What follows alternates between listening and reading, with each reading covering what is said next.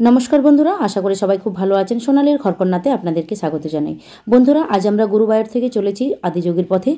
आपनारा सोशल मीडियाते कोथाओ ना कोथाओ देखे थाकबेन भगवान शिवेर एक विशाल मूर्ति। आमिओ प्रथम यूट्यूब शर्टे देखेछिलाम आर सेदिन थेके भाबछिलाम जेदिन सुयोग पाबो सेदिन आमरा अवश्यई जाबो ओखाने। ताई आज आमरा बेरिये पड़लाम ईशा आदियोगी देखार जोन्नो। এখন বাজে সকাল 7টা। সবাই আমরা স্নান টান সেরে রেডি হয়ে ব্রেকফাস্ট করার জন্য সামনেই একটা হোটেলে চলে এসেছি। সবাই নিজের নিজের পছন্দের খাবার অর্ডার করেছি আমরা।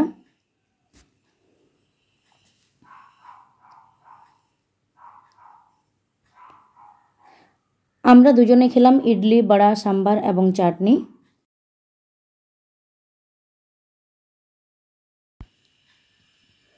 আমার ছেলে মেয়েদের পছন্দের খাবার হচ্ছে পুরি এবং সবজি।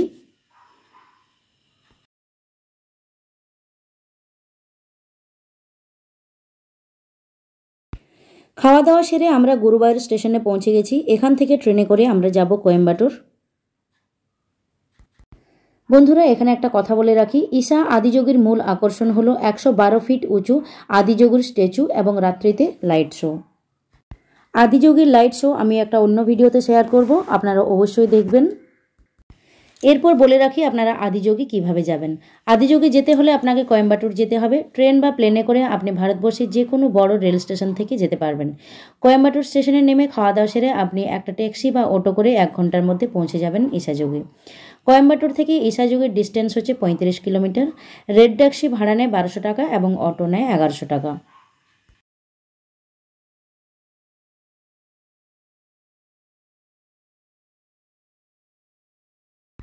কোয়েম্বাটুর পৌঁছে প্রথমেই আমরা স্টেশনের উল্টো দিকে একটা হোটেলে গেলাম লাঞ্চ করার জন্য। আমরা লাঞ্চে অর্ডার করলাম আমাদের all time favourite South Indian thali. ছেলেমেয়েরা দুপুরে ভাত খেতে চাইল না, তাই ওদের জন্য আমরা অর্ডার দিয়েছিলাম নুডলস।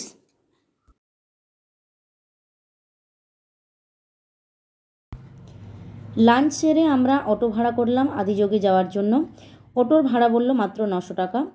আমার ছেলেমেয়েরা অটো খুব ভালোবাসে, কারণ অটোতে গেলে দুপাশের প্রাকৃতিক পরিবেশগুলো ওরা খুব ভালোভাবে দেখতে পায় এবং ওরা খুব এনজয় করে জার্নিটা।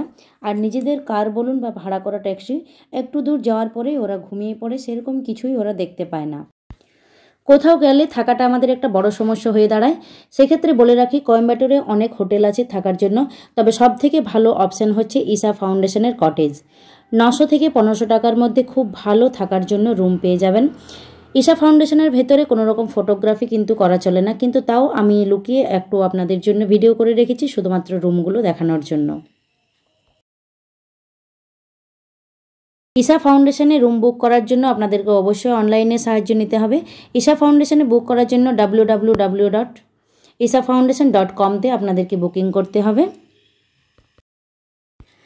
ঈশা আদিযোগীতে কী কী দেখতে পাবেন সেটা এরপর বলে রাখি। ঈশা আদিযোগী আশ্রমের মধ্যে দর্শনীয় স্থানগুলো দেখার সময় হচ্ছে 6টা থেকে 8টা। আর আদিযোগী স্ট্যাচু সবসময় খোলা থাকে। আপনি দিনের বেলায় আদিযোগী স্ট্যাচুর কাছে গিয়ে ফটোশ্যুট করতে পারেন। আমাদের পৌঁছাতে অনেকটাই বেলা হয়ে গেছিলো, তাই আমরা সেখানে যেতে পারিনি। আমরা গিয়েছিলাম একেবারে সন্ধ্যের সময় লাইট শো দেখার জন্য। এখানে লাইট শো শুরু হয় সন্ধ্যে 7টা15 থেকে 7টা45 পর্যন্ত, যেটা এক কথায় অসাধারণ। অবশ্যই আপনারা এই লাইট শোটা কিন্তু দেখবেন যদি যেতে পারেন।